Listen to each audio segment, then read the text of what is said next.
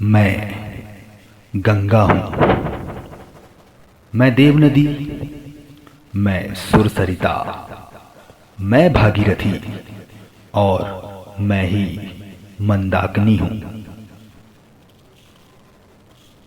पवित्रता का पर्याय, सद्भावना का साज, कल्याण की कलकल, रहमतों का राज, मैं गंगा हूँ।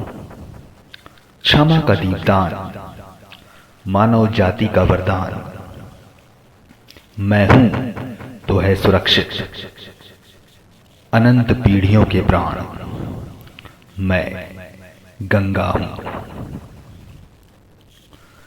अलकनंदा की ये धार देवप्रयाग में भागीरथी के साथ संगम के बाद गंगा नाम धारण कर लेती है। इसके पहले भी अनेक छोटे छोटे संगम हैं, जहां नन्ही गंगाएं अपना जल इन दो प्रमुख नदियों के प्रवाह में विलय कर देती हैं। पाताल गंगा, विष्णु गंगा, गर्भ गंगा, सोन गंगा, पुष्पवती गंगा, मंदाकिनी आदि। एक नहीं, एक में अनेक गंगाएं हैं। हमारी बहुलता और विविधता में एकता का दर्शन कराने वाली। मैदानों में सफर करती गंगा ये काम जारी रखती है। प्रयागराज में यमुना और अदृश्य सरस्वती से उसका मिलन होता है और गंगा सागर तक पहुंचते पहुंचते इसमें नेपाल से बहकर आने वाली नदियों के साथ दूसरी उत्तर वाहिनी जलधाराएं भी मिलती हैं। अपने लोभ और स्वार्थ से आज हमने गंगा के अस्तित्व के लिए गंभीर संकट पैदा कर दिया है। गंगा के बिना भारत का अस्तित्व संभव नहीं है। ये तन के मैल से मुक्ति देकर पाप विमोचनी के रूप में दिलों में बहती है। भारत की पूरी दुनिया में एक अलग पहचान है और इसकी एक बड़ी वजह पतित पावनी गंगा की जलधारा है, जिसमें हम निर्मित होते हैं। प्रायः उसी तत्व से खंडित होने की संभावनाएं भी बनी रहती हैं। गंगा के कारण यदि भारत प्रतिष्ठित हुआ तो गंगा की दुर्दशा देखकर विदेशी हम पर हंसते भी हैं। मानो हमसे कहना चाहते हो कि तुम्हें नहीं पता कि तुम कितनी मूल्यवान संपदा को गंवाने को आतुर हो।